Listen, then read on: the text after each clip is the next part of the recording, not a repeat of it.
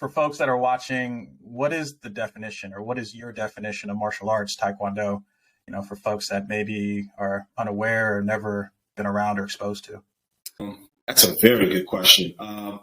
Martial arts, I think, has an initial meaning for everybody in the beginning, and that reason, there's part of that reason stays with you as you go.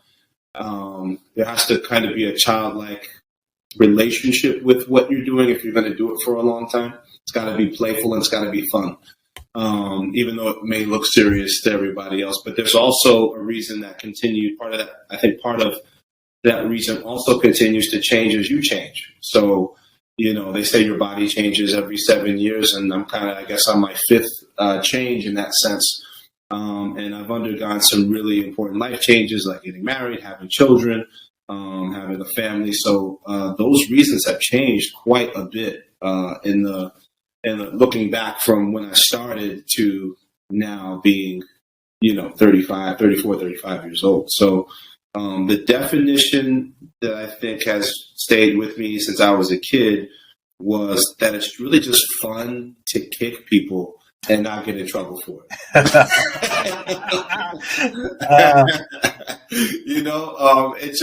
It hits someone and I don't have to, oh, okay, cool. Like, it's just part of what's understood to happen. It's playful in a sense. It's like tag on another level in a sense, right? Yeah. Taekwondo, for the people who are listening that may not be familiar, Taekwondo, I study traditional Taekwondo, not contemporary or modern.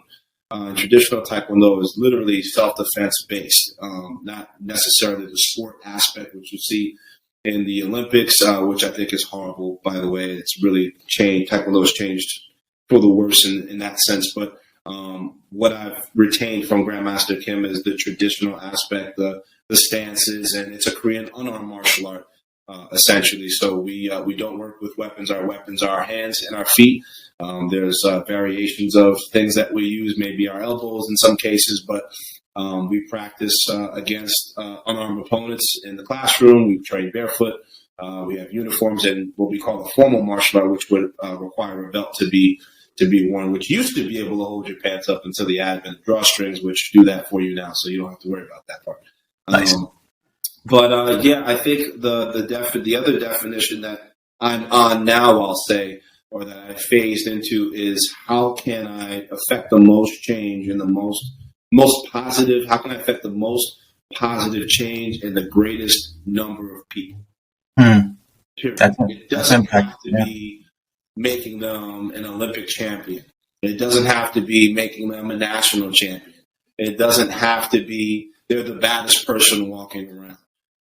All those things are great, but when life is not like that. Life is like, okay, you did great in that area. Okay, now what are you going to do? That's cool. Put all those trophies in that room. You close the door. Now what are you going to do? Now your kid's hungry. Now you have to emotionally relate to your own child. Now you have to, be in a whole different mindset to be able to reach people that are trying to grow, literally trying to grow up under your watch. And I'm not Master Malarkey to my kids. I'm just me. So I started doing this a little bit more recently. I started leaving all of my uniforms and belts downstairs where I am in the school, to literally have that degree, that layer of separation between doing what I do and who I am. Because I am not martial arts. I'm Chris Malarkey, right? When I'm putting on the belt and the uniform, I'm Master Malarkey. And those two have to be separate. And for some amount of time, I'll even say I got the two confused. It's very easy, I think, to do something for so long, that we're talking 30 years now. You think that the activity is you, and that's not who you are. You are many dimensions, and it's not really easily definable, even to yourself, or discernible. You have to do a lot of digging and a lot of personal work, and I find that martial arts is actually the tool for me to do the digging down to discovering who I am. Am I going to quit after I set my mind to doing 50 push-ups and 50 sit-ups for the next 30 minutes?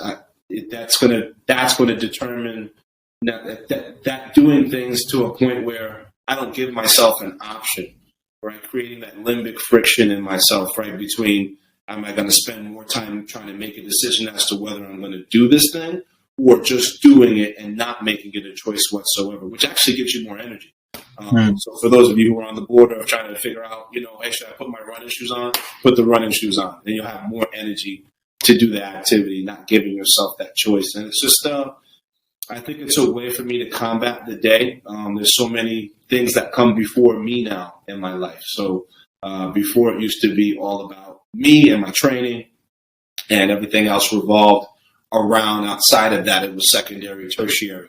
And now I have to, although still make myself first, there are many more people that in my house that their needs come before my needs. So if they need something, I need to be available to be able to provide them that. And I have to find a way. I have to kind of do the opposite of what I used to do. Instead of work people around my training, I have to work on training around people and maintain. So I think any serious martial artist will tell you it's harder to maintain your rank than it is to acquire it.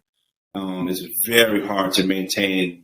Like it's easier to just work to something and then be like, okay, cool, I got it. And then what are you going to do tomorrow? Did you show up the next day?